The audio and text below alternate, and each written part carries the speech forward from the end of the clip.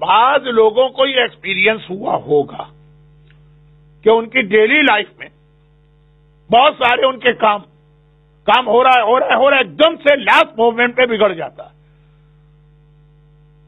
بلکہ شروع میں جب وہ اسٹارٹ کرتے ہیں تو ان کو ایسا لگتا ہے کہ اس کا ریزلٹ تو بہت اچھا نکلے گا, لیکن آخر میں بہرحال اب میں انگلش کے چکر میں نہیں پڑھتا ہوں, کیونکہ آج تو سارا مجمع ان بزرگوں کا جو اردو بھی جانتے ہیں, گجراتی بھی جانتے ہیں, اور میری مجلس بھی بہت ہی سمپل ہوتی ہے, وہ سمجھ لیتے ہوں گے, تو میں زیادہ ٹائم نہیں لگاتا ہوں.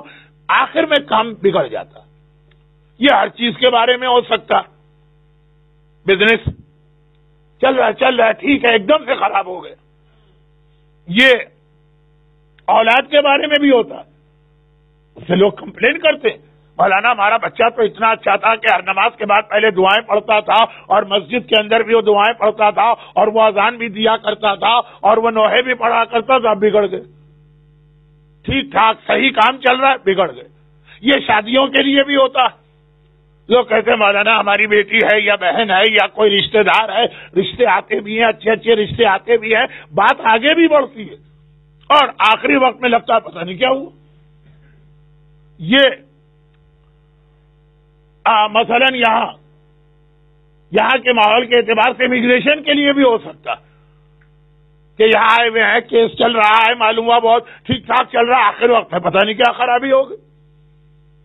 تو اب یہ جو ایک جملہ میں نے کہا کہ زندگی کے جو آپ کے عام کام ہیں, جس میں صحت بھی ہے, جس میں اولاد بھی ہے, جس میں شادی بھی ہے, جس میں بزنس بھی ہے, جس میں جاب کے انٹرویو بھی ہیں, جس میں امیگریشن کا اور ویزے کا بھی مسئلہ ہے, جتنے بھی آخر میں جا کے خراب ہو جاتے ہیں.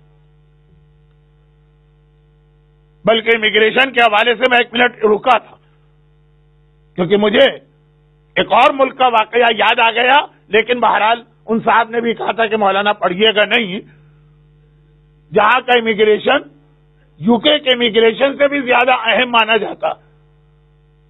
ایک دم کیس خراب ہو گیا اور ان کو ریجیکٹ کر دیا, اور ان کو کہیں سے یہ میری مجلس یاد آ گئی تھی, انہوں نے اس مجلس پہ عمل کیا. نیکسٹ ویک امیگریشن آفیسر کا فون آیا کہ وہ غلطی ہو گئی تھی, آپ کی فائل جو ہے نا وہ دوبارہ کھل گئی, آ جائیے, اور ان کو ویزا لگ گیا. واقعہ بہت مختصر کر رہا. وہ صاحب یہ کہہ رہے تھے کہ مولانا اس کو زیادہ ہائی لائٹ نہ کیجیے گا, لیکن ایسا بھی میرے سامنے ایک مومن نے گواہی دی, اور وہ ہے 2 عمل. بس یہ بات ختم ہو رہی ہے, اس لیے کہ تقریباً 1/3 سے زیادہ مجلس کا ٹائم گزر چکا. لیکن قرآن کریم میں ایک سورہ ہے علم نشرہ, بہت زیادہ یہ اس اعتبار سے اہم سورہ ہے کہ اس کے اپنے میسیجز بھی بہت اہم. وَرَفَعْنَا لَكَ ذِكْرَكَ, خدا کا وعدہ ہے کہ اے رسول ہم نے تمہارا ذکر بلند کیا. دنیا لاکھ مٹاتی رہے, توہین رسول کرتی رہے, پیغمبر کے خلاف جو کچھ بھی کارٹون بنائے جاتے رہے, موویز بنائی جاتی رہے, رفعنا لک ذکرک. اس کی آخری آیت میں مولا کی ولایت اور غدیر قوم کا اعلان. اسٹارٹ ہے رسالت سے, اختتام ہے امامت پر, اور اس میں کئی اہم میسیجز. لیکن وہی بات کہ میں نے آج خود اپنے آپ پہ ایک پابندی یا ریسٹرکشن لگائی ہے کہ صرف ٹو دا پوائنٹ دعا بتاؤں گا, تفصیل میں نہیں جاؤں گا.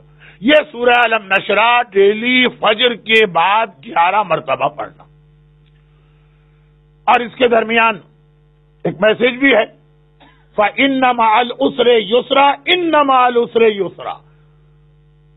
یعنی اتنا اہم میسج ہے کہ اللہ نے ایک ہی آیت کو 2 بار دوہرا دیا.